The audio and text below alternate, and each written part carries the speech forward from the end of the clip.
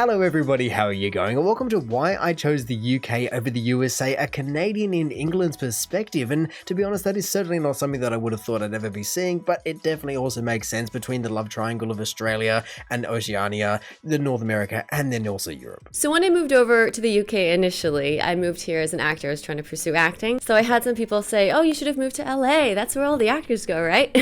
Sort of true, I guess. But, one, it was just a lot easier for me to come over here because it's just a lot easier for Commonwealth citizens to get a visa in the UK because, Canada is a Commonwealth citizen. So I was easily able to get a working visa here. So that's one reason. But also, I don't think you could pay me to live in the States. Maybe a lot of money. If you paid me like £1 million, maybe I might live in the States because then I could afford healthcare.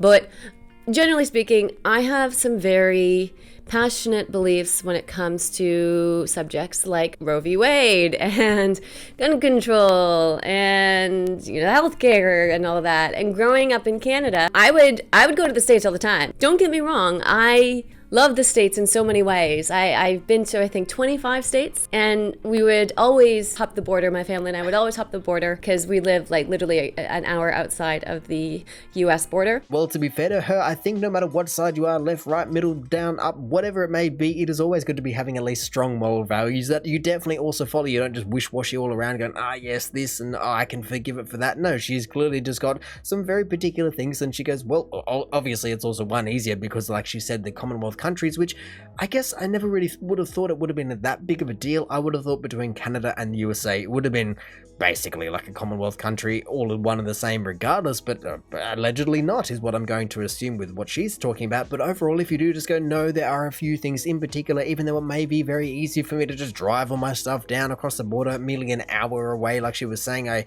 can't imagine where she was maybe BC into, I guess if she's talking about California, that would make sense. But then, of course, also to be spending enough time to be visiting 25 states and all these different monuments and all these kind of things, she's clearly had enough perspective on the country as well to make an informed decision and not just go, well, I hear this and that and this and that, and it's not completely over-exaggerated. One thing that she did mention that I do now wonder about, though, is she mentioned actors moving to California, and I can only imagine that I guess there is going to be a lot of opportunities in California, but there's going to be even more competition. If that is where everyone goes, from a booking point of view, you're going to be just having anyone and everyone at your feet. You can just fill a position in a moment's notice. But for everyone that is actually trying to be vying for these positions, I wouldn't want to be in that kind of competitive, cutthroat environment whatsoever. That sounds like a horrible situation to be in. Just, I don't know, go to Arkansas or something. Surely that is going to be a little bit less competitive compared to California. I've been to the States a lot. I have a lot of family in the States. I have a lot of friends in the States. So I don't mean this with any disdain, but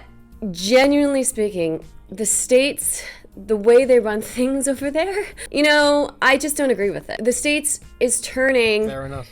More and more right-wing Christian each day, and it terrifies me because I'm secular. I am an atheist. I don't believe in any sort of, higher power. Now, that being said, you can believe what you want to believe. I don't really care what you believe. I just don't think anybody should, force other people to do things or to, have their rights removed because of your beliefs. Now look, I guess for some people this may very well be a bit of an eye-opener, and for others it might be just what they hear and see and experience every single day. Regardless, whatever it is, it's always interesting nonetheless to gain a different perspective, whether that be from outside your country, inside your country, across the other side of the world. Being able to piece all of these different things together does allow you to get a more holistic view of any country, be it the middle of Africa, be it the United States, Canada, Australia, New Zealand. New Zealand, I don't know if I've ever heard anyone say anything negative about, but regardless, all of these different people, some might say it's this, some might say it's that, some might experience this, some might experience that, whatever it may be, it can definitely just be built upon so many different perspectives, and that's why that can be the difficulty with having 350 million people in a single country, is the fact that you will have some difficulties and some variety within that. And I feel as though from an Australian perspective, the States is very segmented in terms of its United States. It's almost like every state is its own country in terms of how they operate. They have very different laws depending on where you're going, whereas federally in Australia, It's pretty darn similar, and from everything that I've ever heard, Canada does have a fairly similar experience as well. I mean, maybe besides Quebec throwing a bit of a spanner in the works, but regardless, the states being the red and the blues and everything like that, you can have a lot more independency as in terms of a state. No one is just wish-washed everywhere. So I guess that then does make me wonder, I mean, especially comparatively to Australia and Canada, but how often and regular is interstate travel, permanent interstate travel for USA citizens? Do people just leave their hometown behind or not? Because I feel as though a lot of the time people are very patriotic about their state, but if it doesn't line up with their values for so many different reasons, then do they move or do they just put up with it? In short, I have a lot of issues with how the US runs things, and the UK lines up so much more with my fundamental values. Now, granted, there are some issues in the UK as well. Let's not pretend the UK doesn't have their own issues. But generally speaking, overall, when it comes to human rights, especially over bodily autonomy, like that to me should generally just be a human right. And the fact that I've touched on this before, the UK gives women access to free birth control, like that's insane to me. That is what a country should do for its women. I'm quite surprised that I've never heard about that before. I mean, I can only imagine she's referring to the NHS and what that offers, and there's been plenty of videos I've made just basing it on Medicare compared to the NHS and what Canada has. All these different systems are all one and the same and just offer little bits of differences here and there, but that one has never come up, which is quite surprising to me. Also, I don't believe that Australia offers anything like that, or at least not to that degree. I mean, perhaps it would be partly subsidized, but not fully subsidized like she is seemingly saying here. And so I then wonder, if she's saying it's a good thing, where does Canada fit on that sliding scale between it being free on the UK side and I can only imagine very expensive on the US, with Australia in the middle of that? Where does it come in? But then again, like anything else, it is often going to be a perspective based thing. You know, let's just take Australia. Yes, they have universal healthcare, but we don't have dental included as part of that. But as far as I've ever been told, the Nordic countries, let's just take Sweden for instance, they definitely do, but they also get taxed a little bit more to compensate for that. And so it's all just a big sliding scale all around the place, and I guess in the end it just comes down to what the country or the people or whatever you want to be calling it, the populace, decides to be putting their resources into. It maddens me that the States is classified as first world and as the West and all that, because it's so removed from the rest of Western values. Like, if you look at Europe, Canada. Anyway, I just went on a bit of a rant there, but to answer the question why I would never move to the States and why I chose the UK over the States is because fundamentally my values line up more with the UK than with the States when it comes to healthcare, when it comes to women's rights, when it comes to gun laws and all that. And that's what I'm used to because that's what I grew up in.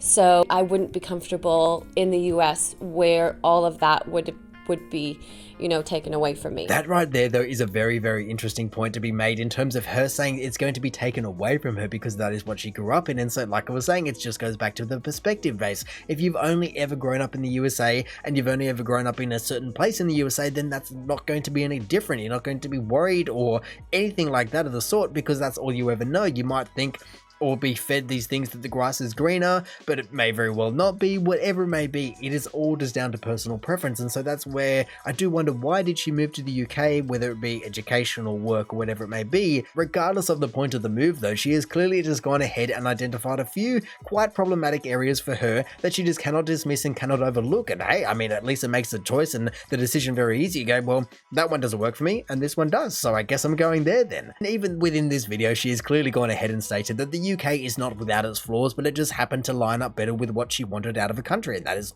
fair enough. Everyone can move, if they have the means to do so, to whatever country that suits them better. That would be the greatest thing for everyone, because then no one feels claustrophobic in their own homeland. I have friends, I know people like that I grew up with in Canada that, you know, moved to the States, and they, you know, they love it, and that's fine, and you know, to each their own. I love vacationing in the States. I love going on holiday in the States. I love visiting, you know, friends, family. I you know, nothing against them at all, but I just personally couldn't live there because of my own values and beliefs. Like I was saying, I think she's honestly just gone ahead and blessed herself with making these decisions, because even though, yes, the physical move of stuff wouldn't have been as easy as just driving it down south, she just immediately whittled it down to one. I mean, I don't know if there were any other countries on the border in the running, but regardless, it just goes, yep, I'll go there because of the reasons I've just said, and that's completely fine. Even to be visiting friends and family, to have that kind of little bit of disconnect, to go, okay, I can recognize that I can go there and I can appreciate it for what it is,